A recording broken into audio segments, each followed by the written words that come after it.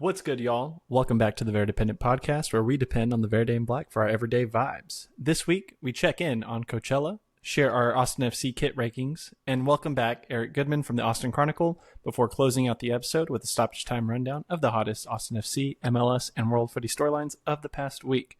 I'm the only other co-host on this podcast, damn it, and I don't need to logify my name anymore. So, people, I'm Paul Fletes, and I've never really had a nickname. Just Paul. Just Paul. The chosen one. Himothy. He is him. He is him. And I'm Logan Bartlett, a.k.a. Lobar. You can just keep calling me Lobar because Paul's going to call me that. Everyone's going to call you that. Yeah. So it's just going to be the name because there's still two Logans around. We still all hang out like it is. Right. And to be fair, I've never once out in the wild. I take that back. Only once. Shout out Shoop. Have never heard the term low Paul used out in the wild. So I think it's fair to say it was never catching on. So I'll just stick with the name. But anyway, cute. I think it's time for some preheated takes, which I think is what I'm attempting to call our misinformed uninformed takes. Uninformed takes. We could change the name every week. I don't give a damn. We'll do something, man. You know. But Lobar, I'll go ahead and give you the honors, Do you have a preheated take for us? I do indeed, and it's a preheated preseason take. Oh. I think that, or no, I'm not even think. I know this brother knows certain that Jader Obrian will start more than 17 games for this club in 2025. He will start more than 17 games in this club in 2020. That's a big number, bro. I mean, considering who we have on the way, that's not bad. Yeah. I like that. Well, hear me out. I think we're Uzuni's not in town, and we got a game in 11 days. Right. So unless he randomly gets here this week and he's thrown in the starting lineup and we're good to go. Yeah. Hey, I was wrong already week one, but but I think more likely like he just has positional versatility, as does Uzuni. They could both play. They've all both across played that centrally inverted. They've played exactly. Yeah. It's like Obrian can play any of left wing, right wing, striker, or cam for us.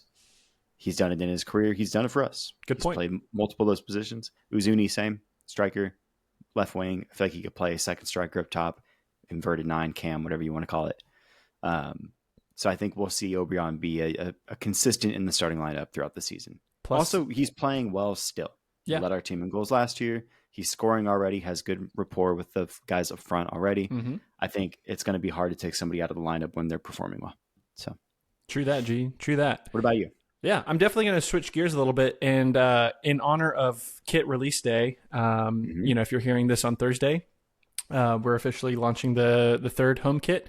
Yep. And I am thinking that Austin FC will have at least one player represented when MLS announces the top selling jerseys come June. I like that one. So is it top 20 they do or top 25? It's top 25. And get this, they only count from January through June the orders placed on MLS.com or like MLSsoccer.com. So it's like all the online orders basically. So all of us that have already like pre-ordered, you know, using the Austin FC app and all that stuff, like we're absolutely hurting our cause here. We all need to go online. We need you all to calm down. Yeah. Hold on a second. And we absolutely need you to go on the MLSsoccer.com website and submit to Fanatics. Everyone's favorite. It'd be a pretty easy track for the teams to just like each club to send their numbers to the league. Yeah. I'm sure some of that happens, but it was just baffling to me. 5.0. Yeah, it was baffling to me last year to see, you know, people like Jacob Schaffelberg from Nashville on that list. No one knows who Jacob Schaffelberg is. No, not at all. And Andrew Yusey didn't top that. You know what I'm saying? So it's like all of the big names that we have this year, like we've got Bukhari, we've got Vasquez, we've got Uzuni coming in. You know, I think BV9 with his national team pedigree for sure. Right. I think he's definitely a contender for that. Yeah. So just want to make sure that folks know that if you order your kit through the proper channels, we are bumping those numbers up in the right way. Yeah. But yeah, enough of that. Let's go ahead and check in on some Coachella. Yeah. Let's do it. Word, boss. So it looks like this the club's time at Coachella is the fan base's latest, what I call the Verde Rorschach test. For those that don't know, it's that ink blot test where you know, someone is like, that looks like butterflies, and another's like, that looks like poo-poo. But anyway, This pair of games so far, really just 1-1 draws against Galaxy and St. Louis City have left many of us wondering what to make of the latest performances. And so right now we've got goals coming from Osman Bukhari and Jader Obrian. And so Lobar, I thought I'd start with this question for you, man. Is it still too early to worry about Austin's $10 million man not scoring yet, or the man in the middle, the Brandon Vasquez, who Big Nine dog? About. Yeah. I love this because it's just aggressively pointed and very leading question. And those are my favorite. Yes, sir. Yeah, I think we should sell him now to Spain, get our money back before the season starts. Tell me how big your worry is. Keep going. Damn. All right, now start it over because it's that big. And right. It means nothing to me, dude. I mean, I think what's better to take from this is that guys like Bukhari and Obrian and Danny are showing they have chemistry, right? And the leftovers, I hate that leftovers. That's a horrible phrase.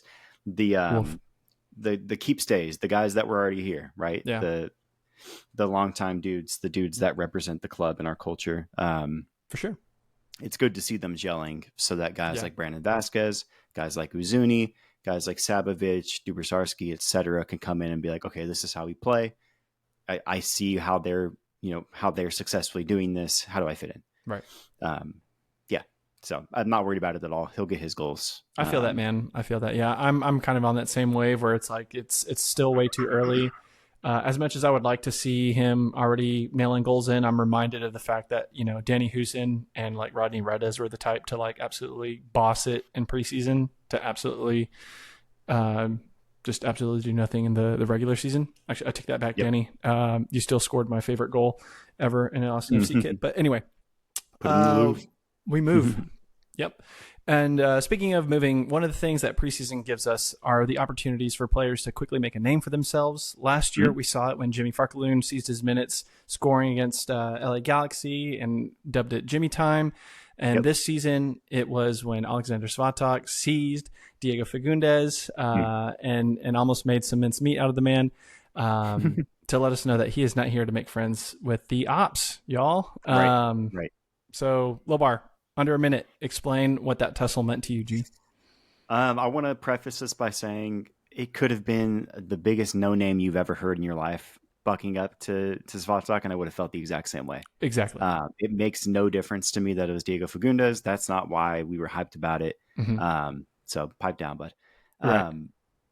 It means that our man in the middle is here. That our big defender is here. It's exactly what we were talking about a couple of weeks ago when we were profiling Svatak as this physical presence, this leader on the defense, a dude that doesn't take shit. It's exactly what we were talking about, and I felt so good being validated that quickly. Yeah, that he came out and said, "Hey, you're gonna fuck around with me. I'm gonna knock you over. Yeah. I'm gonna make you look like a bitch." This isn't the one. Right. And so it was good to see that we have our muscle on the team and a guy that will make sure there's no shenanigans. Yeah. And so it was Amen, nice. Man. Yeah. I think for me, what I saw in that was that like, it was just funny because everyone, I think, I say everyone, that's hyperbole, right? But like a lot of fans in Austin FC still highly regard Diego Fagundes, and for whatever, like I hear it, right? But I mean, to that point, it's like, why are we paying so much service to this guy that's no longer in our club? And it's almost this dichotomy of like, you rather go for that guy versus our own guy wearing the Austin FC crest on his shirt right now. Yeah, exactly. And pining it just, for the league to discipline our player. Right. For what? Yeah, like you're not going to get those secret DMs anymore. Don't worry about it. It's okay. Like it was an interesting dichotomy of our fan base, though. Yeah, in that moment, to be like, what is happening right now? Our fans stay fickle, G. But for me, man, I like to just piggyback on your point. He is him, the Ukrainian unit. I'm excited to see how that plays out. In the regular season, but the starting 11, he earns it for sure. Well, moving on to more of the check-in here. By the time that you hear this, again, this is recording on Tuesday, and so our boys play tomorrow, Wednesday, against Charlotte FC. Yeah, that's their final CVI match out there in Coachella Valley. But Lobar, Mm-hmm. who do you have, or what do you have for that result, man? You got win, loss, draw, quick Yeah, fire. it's a must win.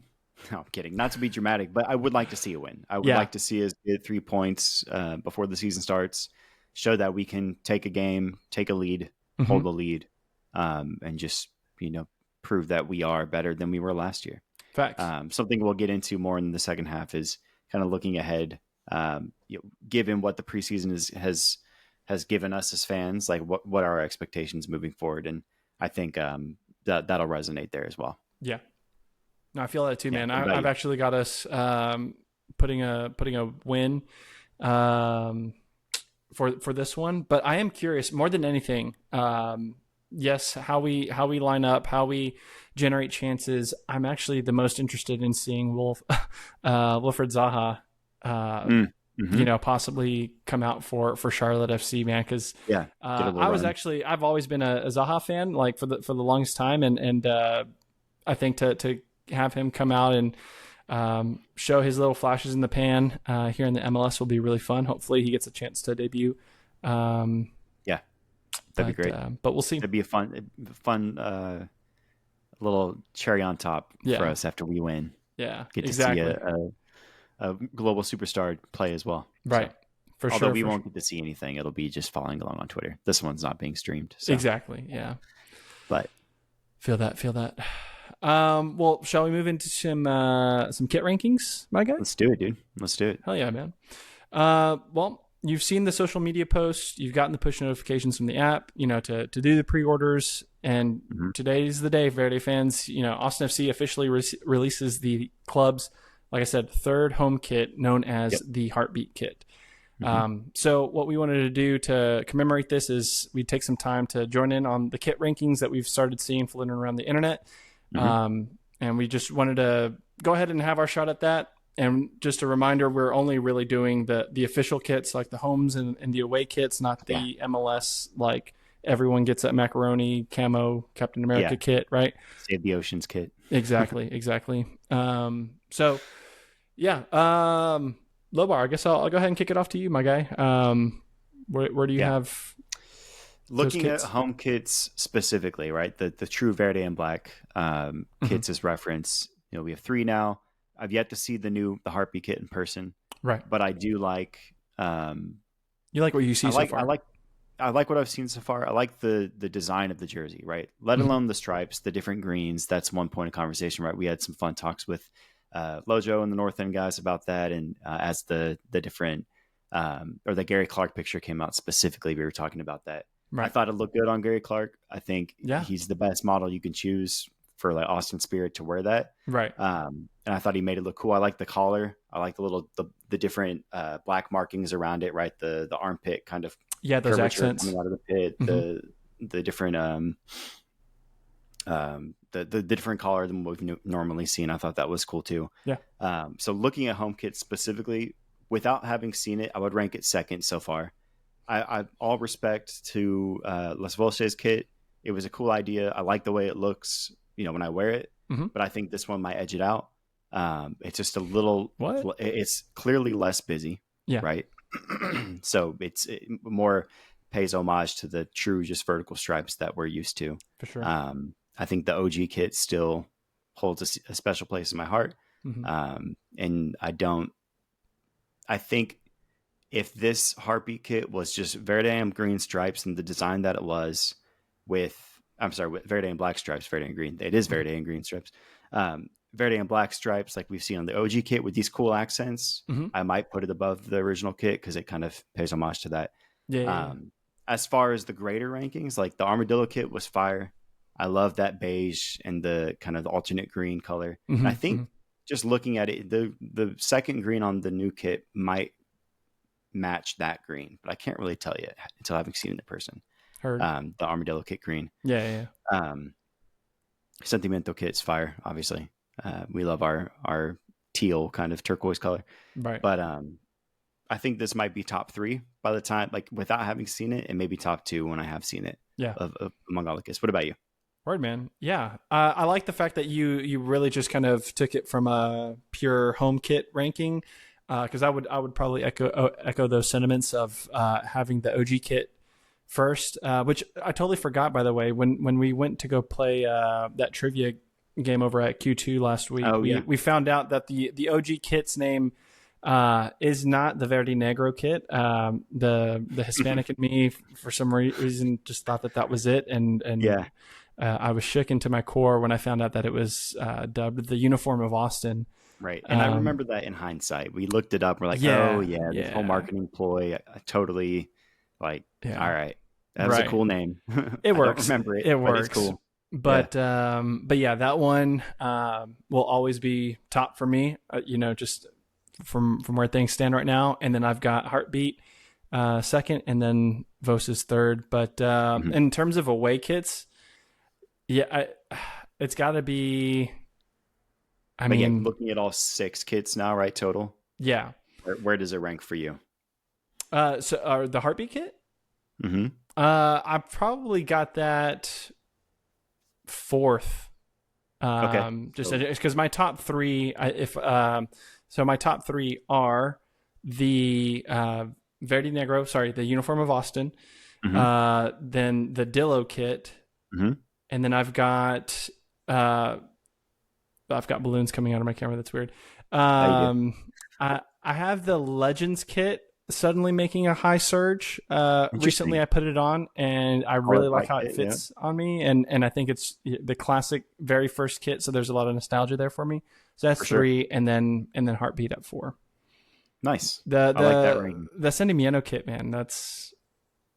I'm sorry, that was a green shirt. Will forever be a green shirt. Yeah, no, I mean, it wasn't a crazy design or anything, but it just looks so clean, in the full mint color. Yeah. But the mint shirt, mint shorts, mint socks. It was tight. Playoffs are nice. Gabrielson, exactly. Yeah. Just has good memories and vibes. I'd say that's probably 4th for me all time. For sure.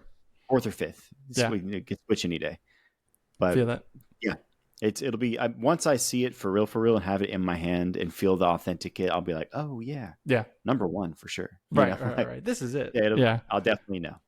Sounds good, man. Sounds good. Well, we're gonna take a quick break, and then we're gonna come back with Eric Goodman from the Chronicle to talk a little bit more Verde.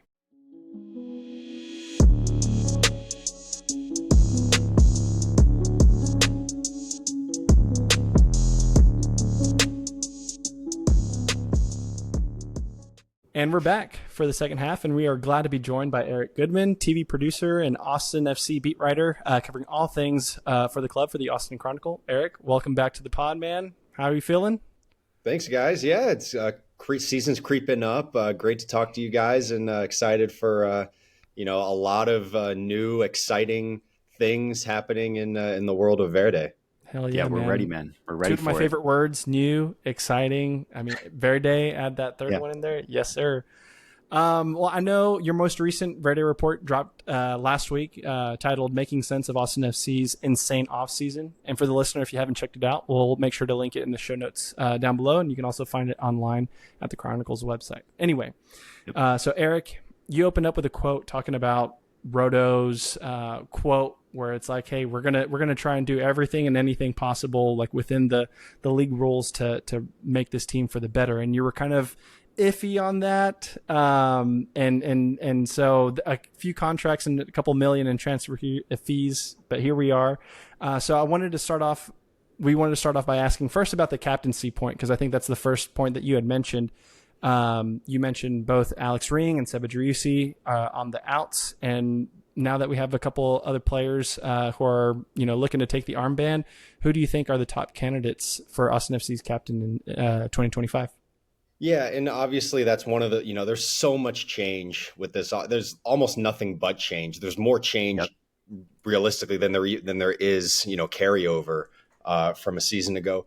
I don't personally think, now this might be just, my own interactions with, Sebastian Driussi and Alex Ring, obviously both great players, and definitely had their roles in the locker room. I just don't get the sense that there's going to be that much of a leadership void with those two out the door. Neither was the most vocal. And I think you bring in somebody like Ilie Sanchez, who's got experience captaining 2 clubs, captaining an MLS Cup winner. I think it's going to be pretty seamless. That obviously is the guy I think is the leader in the clubhouse to get the armband. For sure. Yeah, I mean, I'm not even sure who would be, next up. Maybe somebody like No Brendan. Stuver call out for you. Oh, You don't yeah, think? so yeah, of course, yeah. But you know what? It feels like Stuver. If he was to get it, it would have happened by now. That's true. I agree. And you always do need, you have your captain, but the captain always needs, that kind of enforcer, somebody who's also going to speak up. It can't always just be the captain and the coach. And I think Stuver fills that role really well. So that's where I think that's one of the areas I think where Austin FC is actually, it's going to be, a pretty smooth transition. And, Ilya has worn the armband in the 2 preseason games that we've seen. So yeah, I would expect that to continue. Right on. Yeah, it seems an obvious fit, in my opinion, with Ilya, and you have Stuver and then a guy like Svatak proving again, time and again that he is an enforcer himself. Just imagining that back triangle of Stuver, potentially Svatak, and probably Cascante.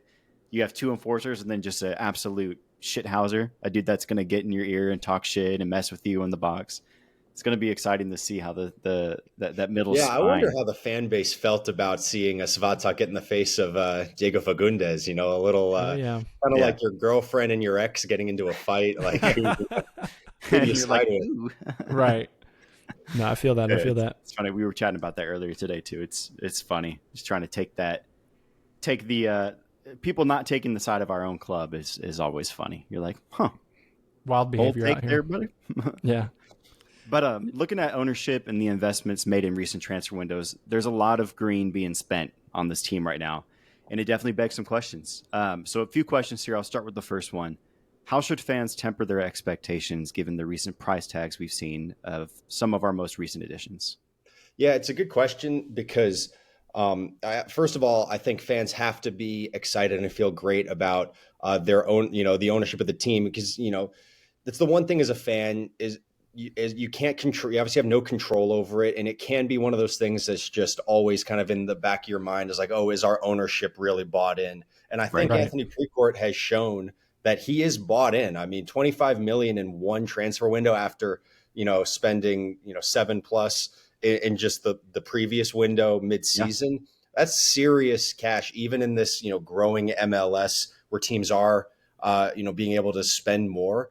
That's serious investment. And what it tells me is that's kind of putting Precourt's money where his mouth is in terms of his faith in Rodolfo Borrell. And so then it really becomes, now Borrell's got true skin in the game. I mean, he was kind of able, it wasn't wholesale change. It hasn't been wholesale change up until now.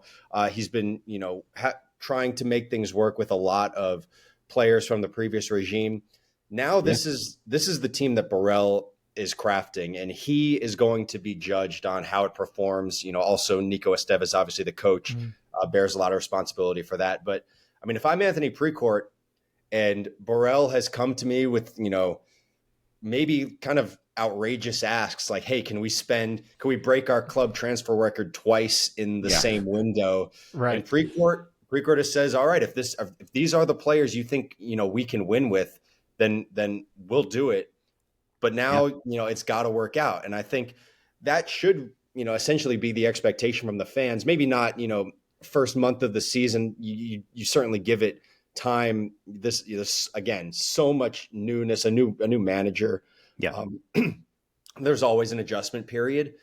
But, you bring in guys like Brandon Vasquez and Mirto Ozuni to score, double-digit minimum goals in a season. And if they can't produce, if the club can't, accelerate what they're doing on the attacking side, then that there should be an expectation that the investment is going to result in much better play and results on the pitch. Yeah, I 100% agree. And I think to your point, looking at like this specific offseason being the true sign of like, we're behind this club, we're going to spend as much as we need to win. They've consistently since, I mean, you can go all the way to the first transfer window in our history, but they've consistently either brought in a DP or bought out shitty contracts every single transfer window. It's not like they're just going to sit on poor returns. Precourt and team have showed like, if a player's not working, we're going to buy out his salary. We're going to bring in a new DP pretty much every transfer window at this point, going back to, from Driussi to Vergoni to Bukhari even the ring spending, right, when he got the DP contract. Like, they've been consistent, and this is, to your point, it's all coming to a head in this transfer window. I'll get to the next question, but well, no, it's kind of the same thing. So does this now set a precedent for this ownership group that they're willing to invest in players that have this team, that'll give this team a chance to compete for trophies, right? Is this something that we should expect every transfer window during these players' primes, given the investment they've put forward? It would not be realistic to expect this kind of spending. I mean, obviously, unless MLS and hopefully they do increase the amount of DPs per team. They're not, as long as these three players, Vasquez, Ozuni, and Bukhari are on the roster. That's where that money is going to exist. That ceiling's pretty much set, right? Yeah, right. So that's what I imagine was the case. Is that obviously we know Anthony Precourt, who made a great hire when he was able to convince Rodolfo Borrell to come to Austin, has put his faith in Borrell. And these were the players that, we know Roto's very meticulous. He doesn't make, quick decisions. It's a long game plan. So these were the players that he identified. So in my opinion, again, you don't expect it to work immediately, but, Austin, I think, is closer to a finished product than maybe a lot of people think, at least in terms of it's going to have to be a finished product because there's not a ton of room left to improve. Maybe, if I'm not mistaken, one extra U22 player could be fit into the fold. Mikel Desler just got his green card, so that opens up one international spot. But I mean, for the most part, this is the squad that they're going to roll with. And I'm super interested to see how competitive the club can be as constructed. And again, that's, a big part on Nico Estevez, who of all the moves, all the ads Austin made this offseason, he's the one that is kind of the most questionable risk reward. But yeah. No, that's a good point. And I think to your point there, Eric, I mean, even just looking at now, like on the pitch and what Nico is going to be responsible for, I think, you talked about this in the Verde report, but like talking about the midfield specifically, right? You have new signings in Ilya Sanchez, Nico Dubrsarski, and obviously the latest in Besard Sabovic. Just curious to hear what your thoughts are on those latest additions, and what you think we can expect from those players. Yeah, I mean, and this is one of the the fun parts, if you want to call it that, of covering a league like MLS is we can do our best research. We're not going to know what a player like Besard Sabovic is going to bring until we see it on the pitch. He hasn't been able to participate yet in preseason, so we haven't gotten a look at him. True. But the reputation is somebody in his prime that I think is going to be one thing. I think is interesting is the change. The Austin's going where they're not going to utilize the number 10 position this year in the way they have with Sebastian Driussi, which means there's going to be leeway for players like Danny Pereira, maybe Sabovic, Owen Wolf. That I think they're going to utilize that kind of box to box mindset, and all of those guys really have that ability, and so I think it's going to be. Estevez has a lot of depth at his and a lot of options at his disposal. He does, I would expect you kind of start with the guys who have been here the longest. So I would expect Danny Pereira and Owen Wolf and Ilya Sanchez, just because he's been in MLS to lead the charge early. But maybe a player like Besard Sabovic, does his experience makes Estevez pulls one of those longtime Austin FC players, Wolf or Pereira, pull them to the bench. Yeah. And while they might not love that at first, that's a great addition to Austin FC, being able to pull somebody with that experience and that quality off the bench. No, here. And I think going back to the earlier point about how with the ownership, maximizing the spending that they have and kind of raising the ceiling of the team to where it is right now, on the bottom end of that, we're also looking at this floor being raised even higher, right, with those additions. And so I think that's a really good point, Eric, that just that versatility that Nico has at his disposal with these midfield players, it fits beautifully with this next question, which was like how you see the younger midfielders in Owen Wolf and Danny kind of fitting in. But you kind of already alluded to that. It's kind of having them perhaps maybe start off a little bit, and then having the newer guys kind of earn their way into the starting 11.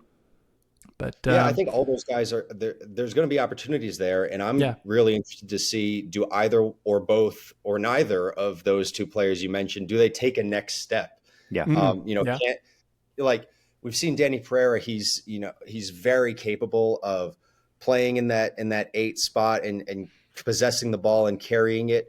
Can he start to find those, final passes? Can he maybe be a little bit more goal dangerous? Yep.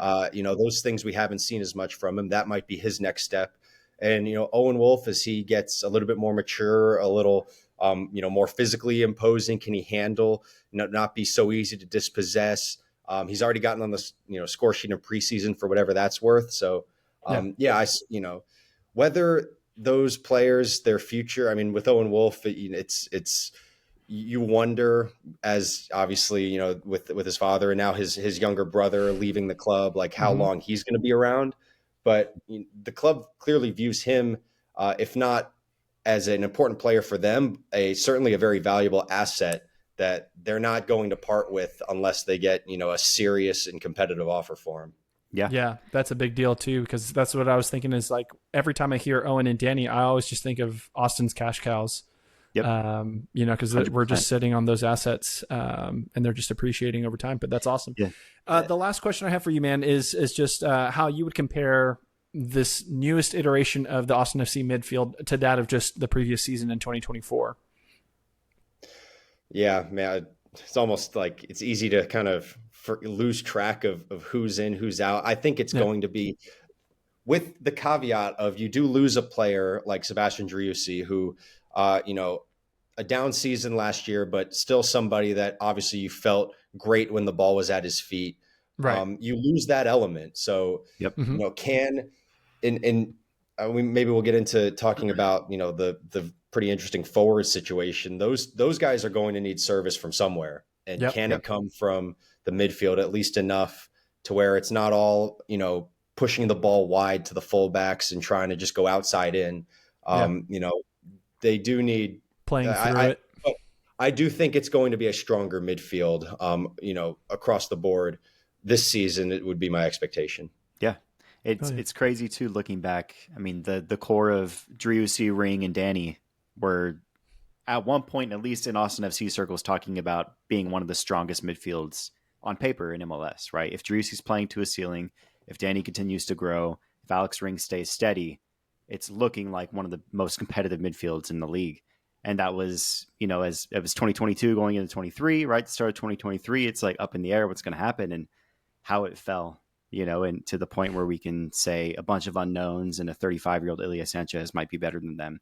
And that's just a testament to those players. I want to give them their right. credit. And last point about Sanchez, actually, because I was going to mention this, like he is 34 years old. He might be, at the top of the pecking order in that midfield, but he's not going to be able to handle, a massive season. Yeah. So that depth is there's going to be opportunities, and there needs to be, because you can't rely on somebody like Ilya Sanchez to go 90 minutes every game. He's just not quite there in that in the stage of his career. Yeah, and the Open Cup might give some of those guys a chance to prove their mettle, Yeah. By the way, Micah Burton and Duber Sarski, they're the wild cards. Like they're the guys that are kind of the longer term investments. And Micah Burton, has been, I feel like he's been around, even though he's still just 18. We've known about him for so long now, coming up through the academy and Austin FC too. It's going to be exciting to see if he can, find some small role in this first team this season. Has he yet to make his first team debut?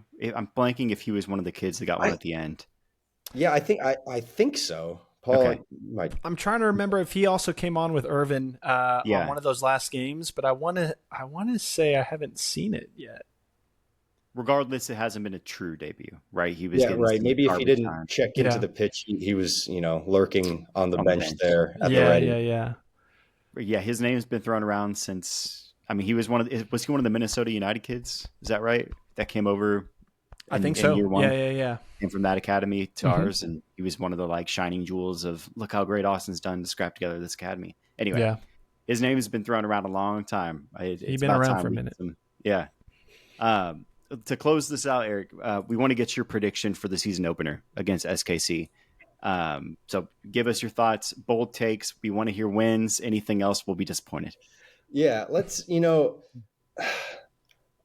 why don't season of change? We can go with some optimism. I think Austin finds its way to a 2-1 victory to start the season. You heard it here first, folks. 21-0 is what he said. 21-0. Right.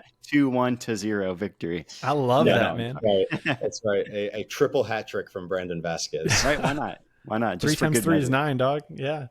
I think he would be the lead scoring striker in Austin FC history if he did that. Just based on that. Yeah. If he did that, he'd be number one. And then, are you going to any of the away days this year? Do you have any away days planned?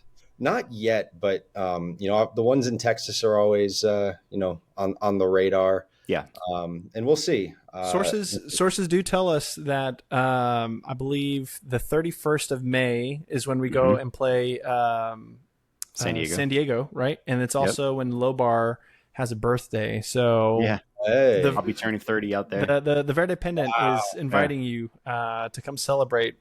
Okay. Yeah, we'll definitely be in San Diego for that. My mom's from there. I have family out in San Diego, so I go there every year anyway. So it's a good reason to be out there to also see, San Diego FC and Austin get the dub out Snapdragon. Yeah, got to punk the new kids. Exactly. Always, man. Exactly. Always. Well, shall we go ahead and jump into some stoppage then? Let's do it. Eric's ready. We're throwing him in the fire. Oh yeah. Yeah, it's been some time, but we'll go ahead and get it started easy here. So our first point is Mikel Desler receiving his green card, which opens up in an international spot. So obviously we've already touched on this point a little bit ago, but Eric, why don't you kick it off, man? What's your initial reaction to that green card? It's good news.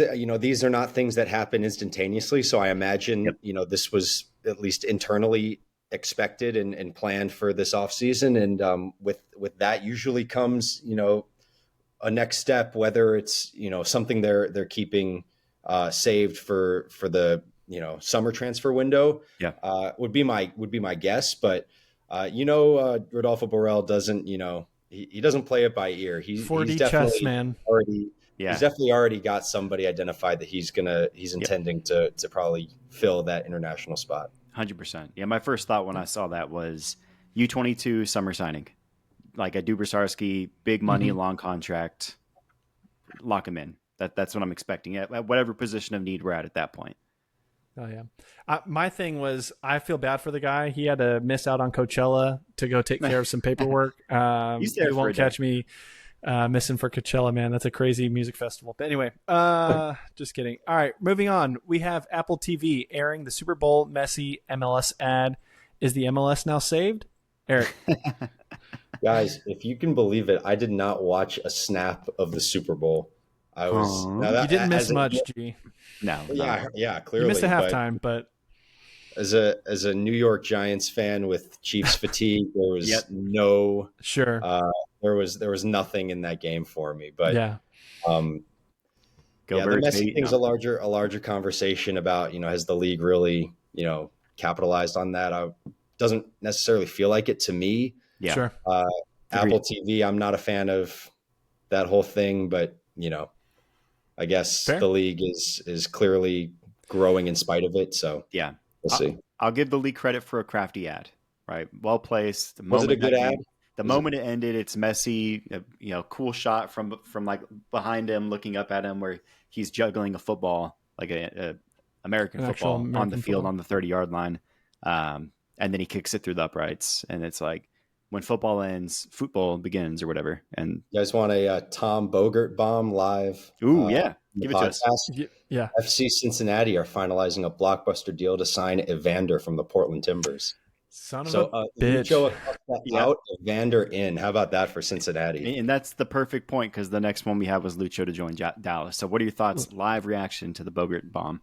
I think Lucho to Dallas, that's a great deal. It's a deal that I was, kind of advocating that Austin might look at. Right. Clearly, they're not kind of using that sort of player. That number 10 playmaking, you do it all.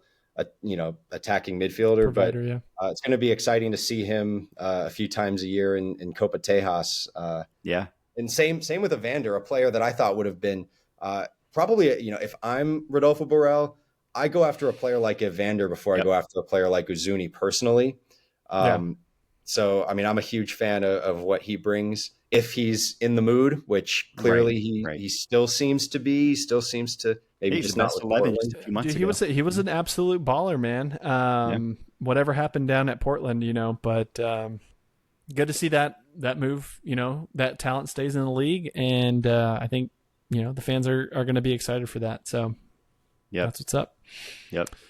Let's go ahead and look on to the next point here. We have this is our first Serie A point, Eric, so be prepared here. We've got former Chelsea Spanish striker Pedro winning the man of the match honors after netting 2 goals for absolute bottom of the league Monza. He's 37 years old, by the way. Go ahead. Yeah. Which I'm surprised he's that young. How is he not 40 yet? And I love Pedro. I'm a huge, I have Spanish roots. I'm a huge fan of. I was gonna say, I remember your picture of wearing the Spanish red kit. Yeah.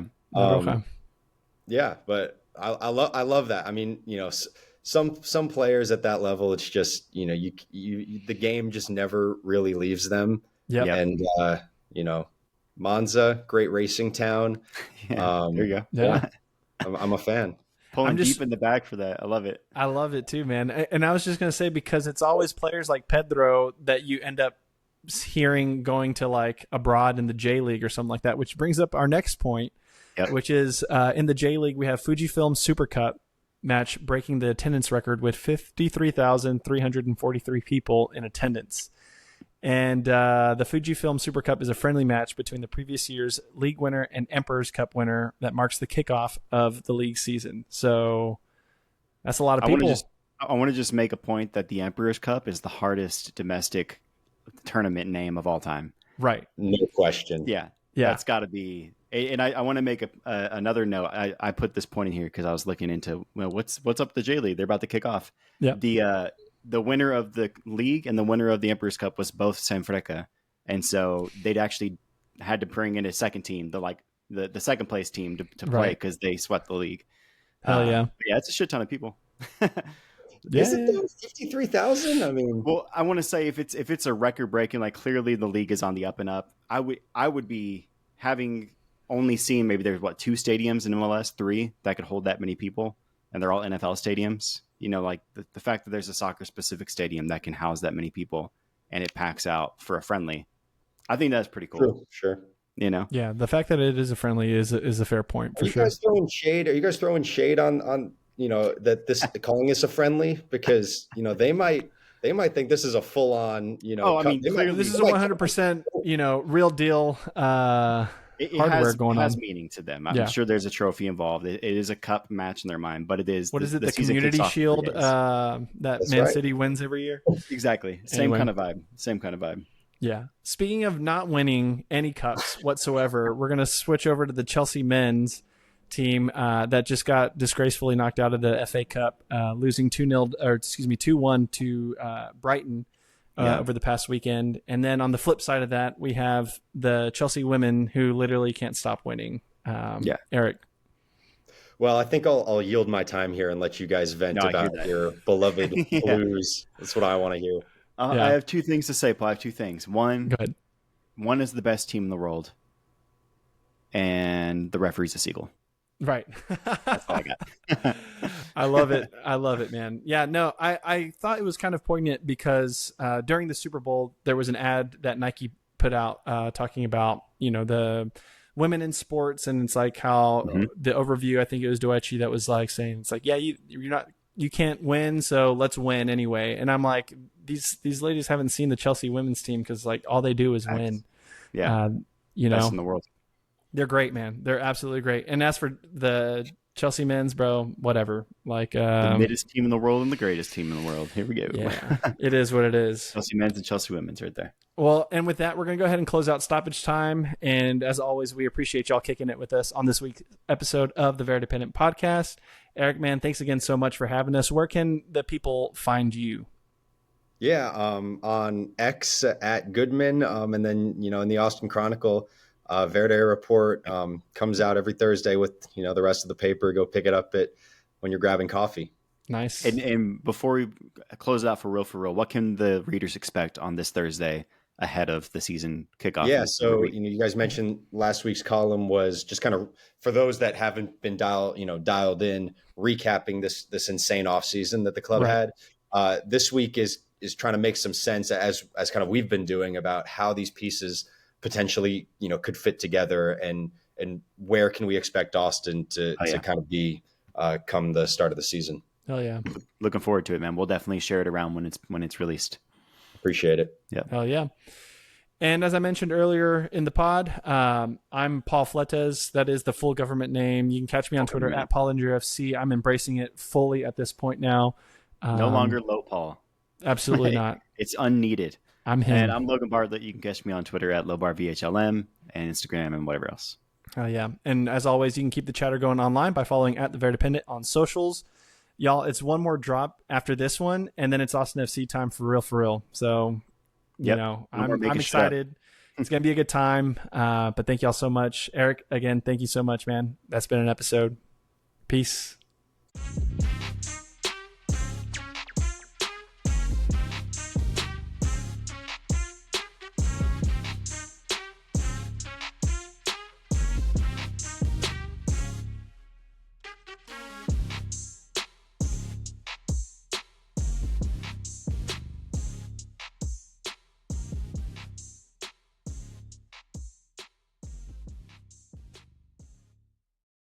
Paul, why are you screaming at me? Oh my God.